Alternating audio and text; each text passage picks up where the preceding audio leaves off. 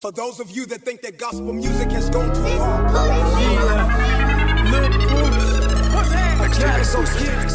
You already, I can't sit around and real talk. I know what it feel keep like. It real on this mic, homie. Be down, homie. I ain't got a front for nobody. It's just a little encouragement. I put my life on the paper, man. My life on. Yo, what's going on, everybody? You know what I'm saying? What's up? I just wanted to, you know what I'm saying, let everybody know what's going on and continue from where I left off the last time. You know, we was talking about Poochie, as I've been speaking on Poochie before, you know, and letting you know his character and, you know, his history and basically his background, who he was as a man of God and his stance and where he stood on a lot of things and, you know, different issues and things of that nature. So stick around for this story. Again, this is the continuation of the last story that I was getting into. So as I had said before, me and Poochie, you know, we used to go to the mall and whatnot and, you know what I'm saying, sell CDs and all that, and that was our ministry. And, you know what I'm saying, there was a couple of occasions where, like I said, things could have went totally the wrong way because we were in certain places, you know, at times where it was really gritty. And, you know, at that time, me and Poochie wasn't really paying attention to our surroundings. We were just focused on the goal, and that was just meeting the needs of the people that we were trying to get to and get our music out to.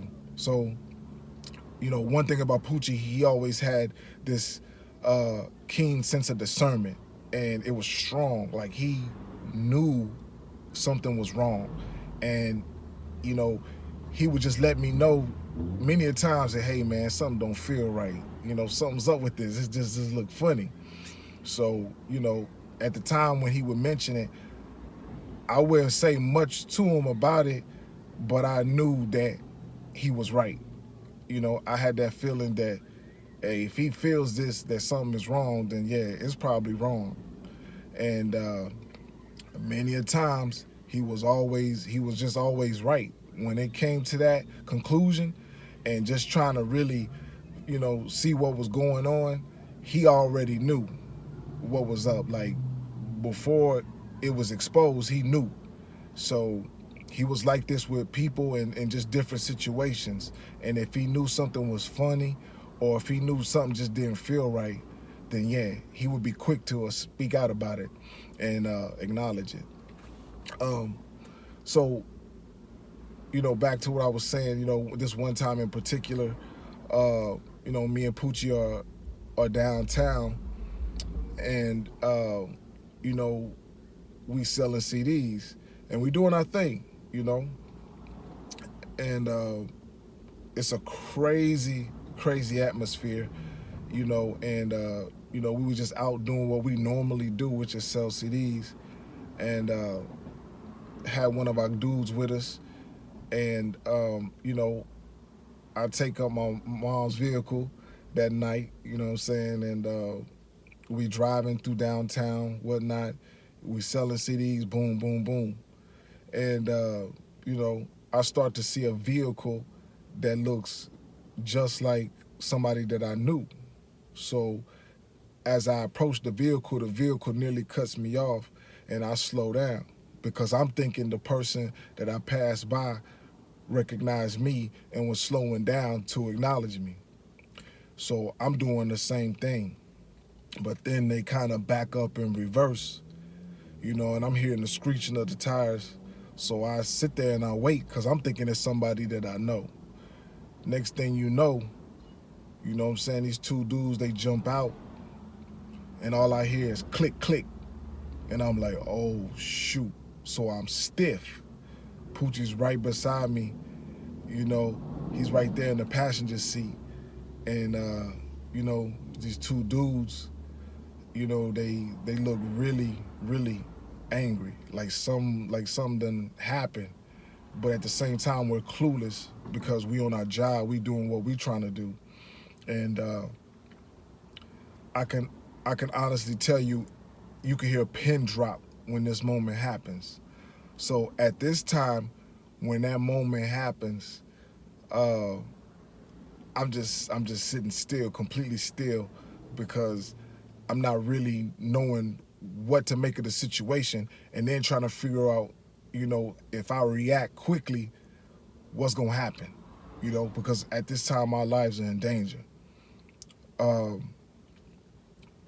And so what happens is, you know, the guys are like really upset, and so they're asking like, yo, we heard that someone did this to my brother and so and the dude is angry, you know what I mean? So he's like trying to figure out who we are and what's going on, you know what I mean? And we're at the same time, we scared, but it's kind of like, yo, you know what I'm saying? We need to figure what we gonna do? How we gonna reply to this situation? You know what I mean? Because these dudes is ready. They already got the guns cocked back, and you know they ready to do what they gonna do. You know what I mean? And so I'm looking at the dudes, and you know they ready to, you know, unload. And you know, before anything we could do anything, Poochie leans over and asks the dude if they wanted to buy a CD. At that moment, it was like the most tense situation. And, you know, I don't know what was on Poochie's mind, but he just simply asked the dude if they wanted to buy a CD. And, you know what I mean, the look on the dude's face, you know, he wasn't having that. He was like, I don't listen to that. We ain't doing that. You know what I'm saying? So, you know, it's a real tense situation, you know what I mean? And it can go anywhere fast. So, you know, the next thing I know, before the guy could react and say something else, you know what I mean? I want to add, this is crazy because, you know, it's like time slowed down completely. Time literally slowed down, and there's nothing that you can do. And even my reactions seem slow. My emotions to react seem slow.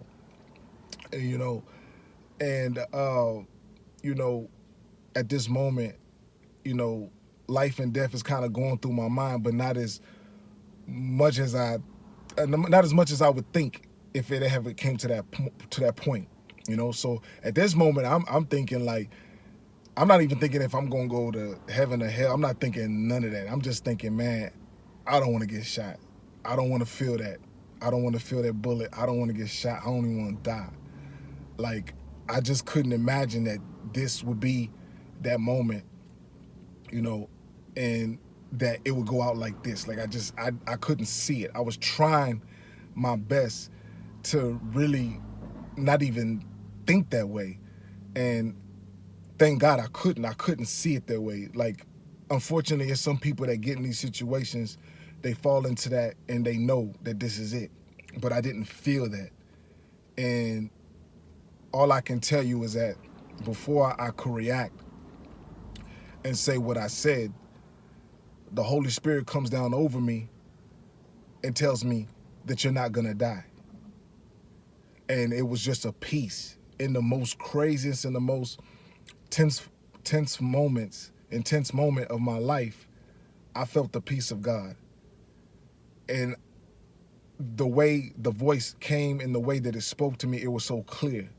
You're not gonna die. It's not your time. I've never heard such a eloquent, peaceful, and a calming voice in the worst time of my life, in the worst situation that could ever go down. You know, Poochie and them, they didn't know this. Poochie he didn't hear that. I didn't even tell him that I heard that, but I heard it. And I knew it was God. I knew it was God. I knew it was the Holy Spirit speaking to me. So when I heard the Holy Spirit speak to me, I calmed down. I relaxed. You know, even though I know these dudes could have just pulled the trigger and it would have been over, I was calm. And I turned to the dudes. I said, you know what? I put this on my life that we didn't have nothing to do with what's going on. And I said that because I knew that my life was in God's hands and that God had already shown me that this wasn't your time. This wasn't your place. None of you are going anywhere. I got you. I knew that. And so when I said that to him, the dude's kind of relaxed because, yo, I'm stepping out and basically saying for all of us, representing all of us and saying that, hey, I put this on my life that, you know, we ain't the ones that did what you were assuming we did. And they didn't even say anything. They just backed up, took off, you know? And all I can say is that this just goes to show that when you out there in the trenches and you really serious about what you do, you know what I mean? It's like God got you. He's got you. You ain't even gotta worry about anything, you know? But at the same time, this is serious, you know? It's serious. This is, you know what I mean? It's real life out here, and there's consequences. And even though we were doing the right thing, we absolutely could have been in the wrong place at the wrong time, and it just could have gone any other way. But I know that God knew our hearts, and God knew what we were out there doing. And, you know, we still get to live to tell the story, you know? And it just goes to show, like I tell you in the last video, you know, God had protected us. He had watched over us. We knew what we were out here doing, and we knew the consequences of being out here and doing what we, you know, needed to do. And it comes with a price. It comes with a price. And unfortunately, sometimes that price can be your life when you're out here in the trenches, you know, and you're doing what God has called you to do, because everybody's not going to want to step out like that. Now, to say where there are some disciplinary actions that we could have learned from this, yeah, of course. You know what I mean? And I ain't gonna lie, I was shook for a minute. I was shook. And, you know, Poochie being the man that he is, he asked me, he was like, yo, you know, don't let that situation, he asked me, he was like, yo, was you scared? I was like, yeah, you know. He kind of laughed a little bit. And because, you know, Poochie knew the streets. He know the background. He know how it goes. And he was like, you know what? Don't let that shake you, you know? And come to find out he was right, you know? And basically, at that moment, as some days passed, and, you know, I remember that incident, I started thinking about what Poochie said, and we started thinking like, yo, should we let this deter us or what? You know, what, are we gonna sit and just let this whole situation override us and override who we are and what we do? And we was like, nah, because if we out here and it does cost us our life, then it was worth being out here in the first place. And we shouldn't let it stop us, because that's just part of the territory. That's what comes with it, you know? And, you know, we jumped back out here in the streets and we was doing it. We kept on. Man, devil think he gonna break me, you know what I mean? Feel like I'm gonna go crazy, you know what I'm saying? Seem like the world hate me. But in the end, God said he gonna save me, alright? The devil think he gonna break me.